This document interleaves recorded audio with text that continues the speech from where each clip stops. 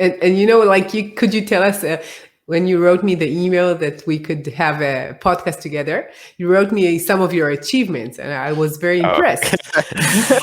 yes. So could you tell us some of them? Well, I'm the burrito eating champion of Bristol. That's a good start. That's Which, impressive. yeah, because I'm not like a big person, No. for sure. Like 5'6", but managed to halve the record there. That was a random one that I just took on as a challenge. It was something, like self-limiting beliefs. Is like, okay, I'm not like the right bodybuilder to like be a speed eater or anything, and was like, screw it, I'm going to learn how to eat burritos as quickly as bloody possible, and then yeah, smash the That's record. impressive. Yeah, random one. I mean, I started my first business at 20 whilst I was at uni, which I sold after like 4 years, which was kind of lucky. At the time, I thought I knew what I was doing or something, but it was just sort of kind of different chances that sort of played out kind of okay. And then I went and failed at lots of different things afterwards, and was like, oh, actually, I'm not like a complete genius. It just sort of worked out something that people wanted of my first go by accident, and it kind of ran itself. I mean, I hitchhiked across Kazakhstan. That was really fun. Like Just Borat. doing random things. Yeah, but they hate Borat. They literally, Yeah, I know. you mention the word, they go nuts. Like, oh, this guy's the worst person ever in the world. We're not like him. And it was interesting because they don't actually look that much like they do in Borat. Like, they're somewhere between Chinese and Russian, which it was kind of funny to go there and be like, wow, this is so different, because of Borat. Like, they look more kind of like people do in sort of the Middle East, rather than Kazakhstan, which is like, I guess, Middle East, but like a different part of Middle East to what I'm thinking. Anyway, the way people were and how they spoke and everything was quite different, and they really hated Borat, but they were nice people. And that was fun. For sure. Yeah. So you feel that, like, when you got there and you achieved these like things that you wanted to achieve, when you got there, it was not as you expected, and it was not like, wow. Yeah, for sure. I mean, it was pretty wow, and it's great to look back on at the time. But you're still sitting in like some shitty lorry for like 24 hours, or you're like eating raw eggs on the side for people, and like, yeah. I mean, I enjoyed like the pains and difficulties and stuff, but I don't know. It's same with like, I don't know, hiking. When you're hiking, you go for a few days, and most of the time it's like, oh, my feet hurt. Oh, it's difficult. Oh, I'm lost. Oh, but you look back at it, it's bloody great, and you see beautiful things, and that's why people do you're just marathon. able to see the flaws when you're there, I guess. Yeah. I love running in marathons and things. That's something that I'm doing this year. Was like loads and loads of running. I've been signing up for ultra marathons and stuff, and I don't know. I don't like to talk about myself too much. It's the same thing.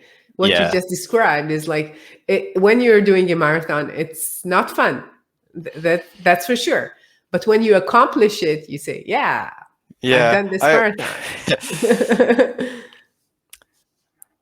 I don't know. Maybe I'm just going to be annoying and like now oppose that statement in terms of, I think you start to like enjoy those things. Like I was saying earlier with like success, is in when things are going wrong, you kind of actually able to acknowledge that's part of the path and enjoy it. And the same with like, I like running and being kind of under pain and stress now these days, whereas like when I was a kid, I was like, this is nuts, didn't like it. And in the same way, like from traveling, I've had things go. I mean, I was arrested for no reason when I was in Paraguay once, and ended up getting out like after half a day of being in jail, and like I was going to get raped and stuff, and it was pretty stressful. But like since then, it was just like a really interesting thing where I had no idea how I was going to get out of it, but like I did, and it felt like I'd sort of just jumped off like a 10-story building, hit the floor, and then just bounced, and like everything was fine. It was like, oh, that was weird.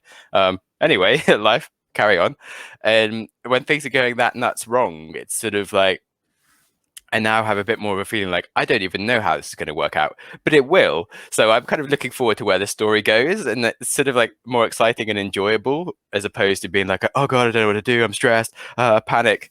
And it's quite nice to enjoy those things when you're in those moments, when you realize, hey, this is probably going to be a story. This is like an exciting moment and something that's exciting, and you just feel the excitement. And it does change your perception of like pain and stress and things. Hopefully that makes Yeah. sense. Yeah, it does. I wrote a book called Innovating Through Chaos, and I talk about this state of chaos.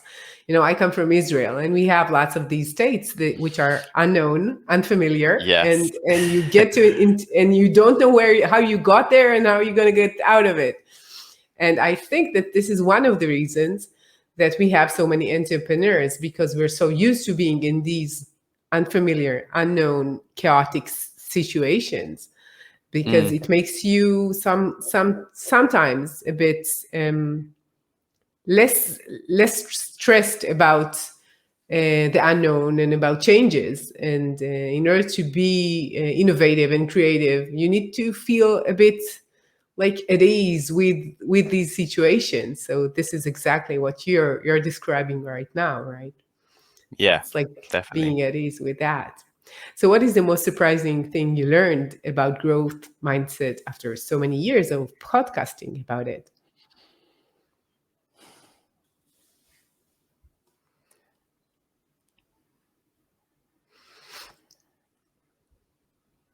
I guess when I started it, and with this conversation as well, it sort of sounds like a growth mindset is like the ultimate one of the mindsets you can kind of learn everything else. And if you do have a growth mindset attitude, it certainly does give you the opportunity to like grow in every other sort of mindset. But I do think there's now I'm going to completely forget what it is. The most important thing I've apparently learned, and I can't even remember it. Great. Where am I going? So there's like the basically sort of fixed versus open mindset, which is quite similar. It took me a while to like get the nuance of it, but when you are sort of closed versus open, because it's fixed versus growth. Jesus, I mean, I only talk about this how much? I don't know. But yeah, when you have like closed mindset, it's where you sort of think you are good at stuff, or you're just not open to other people's feedback. So you can still have a growth mindset around many things, like, okay, I've learned these scales, I'm good at piano, like challenge yourself in new ways to get better in these things, and just be like a really smart person that's great at coding and stuff. But you can still have a closed mindset towards other people's opinions, and it's the way that you value others. And it's very important that you are very open to the value of other people. So, because you can still be a growth mindset within yourself, but without understanding the value of other people. And so if you don't value others, you're never really going to truly grow in every way. So it's definitely being a bit more humble about your own stuff, because you can have a growth mindset and think that you're the most amazing person in the world, and constantly be improving at some things, but not everything or in the ways that you could be. And it is a hard one for intelligent people, actually, because you can often be used to like getting good at things quite quickly and maybe being better than others, or like I'm dyslexic, so I don't learn in the same way as others as well. So I didn't find school so good. I kind of often just like ignored teachers telling me how to do things, because I just knew that I could work it out myself, and that they'd be telling me in a way that I wouldn't even understand. And like so you kind of actually almost learn against like the open mindset of other people's value, and so you are missing out on like all opportunities. Well, Yeah. on some of the opportunities for both, not obviously not all. So yeah, having like the open mindset and actually really understanding that other people are people, and that there's different ways to grow besides just like internally, like you can grow by helping others grow, and that like all that stuff kind of comes back to you. And just having less of an ego and being humble isn't necessarily just part of the growth mindset, it's part of like other ones. So yeah. It reminds me of things that are said about meditation and mindfulness, that in many cases you could master being calm when you're closed in the room, and you have this calm music, and then you go outside and somebody cuts you in the road or something, and then you're insanely crazy, and that's it. It works only when you're in the lab within your room, and then somebody makes you mad. And that's the real challenge, to take what you learned and to do something in the world. And in the world, we need to interact with people. We need to learn from them. We need to collaborate with them. We need to be better with them. And we don't have any other way. We could try to do it like we know ourselves, and we're very good at, managing our own beliefs and our own thoughts and our own emotions. But in the end, we're going outside, and then everything happens, and that's the real thing, right? Yeah, definitely. It was like I did like the meditation sort of 10-day thing, and like it was hilarious. Like I took a cab afterwards with this girl to this place, and then like the guy like took us on like a long, we sort of wasted like an hour of our time and trying to charge us more, and she was going freaking nuts. And like we just spent 10 days talking about like why we should never get angry, that it's fine. And like, I felt like I did a good job of being like, it's okay. I mean, we can get out and walk. This guy's just trying to make some money. He's a nice guy, and it's not his fault. He's probably lost as well. We've taken him like on a 4-hour journey to somewhere he's never been. Like, it's okay. We've got all the rest of the day. It doesn't matter. Yeah. And yeah, you're like, how have you spent 10 days and completely like already forgotten all the concepts? And yeah, I think that's something I remember from when I studied biology and you look at all these sort of things that are written down, and there's like these perfect diagrams of what like a cell looks like, or like a vessel or something, and then you get like the real thing, and it's just like chaos everywhere, and you're like, what the hell? The real world is not at all like what the textbook says. I mean, how am I supposed to find this thing in this petri dish? Like, it's nuts. And people write books about mindsets, and it's all very clear cut, and you get these like nice parables of how it's all obvious, how you can like step in and be the perfect thing, and then reality it's so different.